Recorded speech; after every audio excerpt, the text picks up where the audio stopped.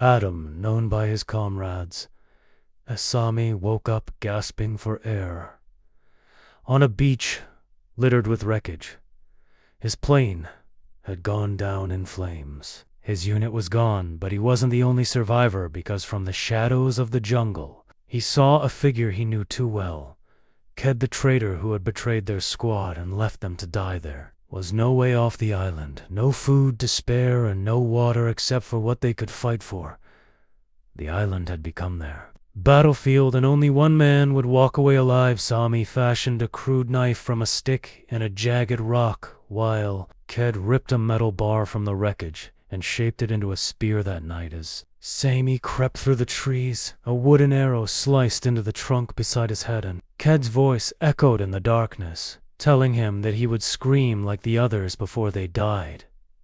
Fury filled Sami, and he charged at his enemy. They collided like wild beasts, fists slamming into faces, bones cracking under brutal kicks, until Ked drove the spear deep into Sami's shoulder, and blood poured down his arm, forcing him to stumble back into the jungle. While Ked laughed at his suffering days past in terror, Sami dug pits lined with sharpened stakes, and Ked fell into one, ripping his thigh open, but in return Ked rolled a massive boulder toward Sami's cave, nearly crushing him alive every night. The jungle echoed with screams and curses, as if the island itself was mocking them one stormy night. Sami crawled through the mud, his wound bleeding heavily, when suddenly a hand clamped around his throat, and Ked's face appeared from the shadows with wild eyes, whispering that it was the end. But Sami rammed his knife into Ked's gut, blood spilling everywhere. Yet Ked refused to fall, and instead smashed Sami's head against a rock until everything blurred. At last, they met on the beach under a raging storm. Sami half dead and swaying on his feet, Ked bleeding and staggering forward. Kept alive only by hatred, they circled and then charged their bodies, colliding in a frenzy of violence, punches and stabs filling the air while their blood turned the sand red. The waves crashed and thunder roared, but they kept fighting until Sami screamed with the last of his strength, lifted a massive stone and brought it down on Ked's skull. The sound of bone shattering echoed across the beach as Ked's body collapsed lifeless on the sand. Sami stood trembling over the corpse, his hands dripping with blood, screaming into the storm before falling to his knees, his vision fading as he thought he saw a plane in the distance. He could not tell if it was real or just a cruel illusion of the island. Sami's vision kept fading in and out, his breath shallow, his body broken. He lay on the sand, listening to the waves crash against the shore. The storm had ended, but inside him the war was still raging. He tried to crawl toward the water, but his arms gave out and his face hit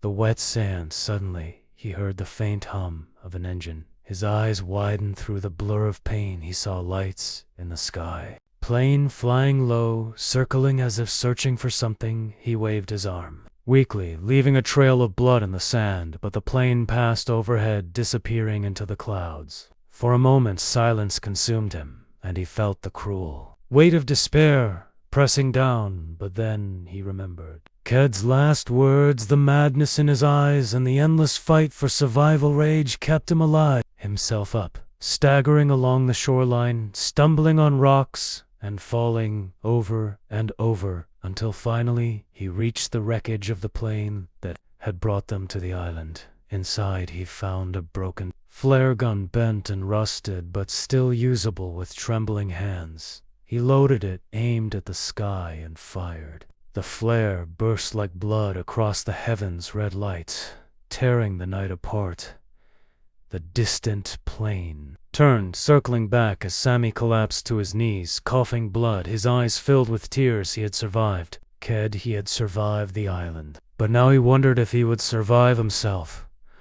As darkness crept over him, he felt hands lifting him, voices shouting in a language he barely understood, and then silence. When he woke again, he was on a stretcher inside a rescue helicopter. The island below, shrinking into the distance. The jungle, the blood, the screams, all vanishing beneath the endless ocean. Sami closed his eyes, whispering to himself that survival was not about strength or luck. It was about refusing to die even when the island itself demanded his life. If you liked the video and want me to continue publishing stories, subscribe to the channel and like it.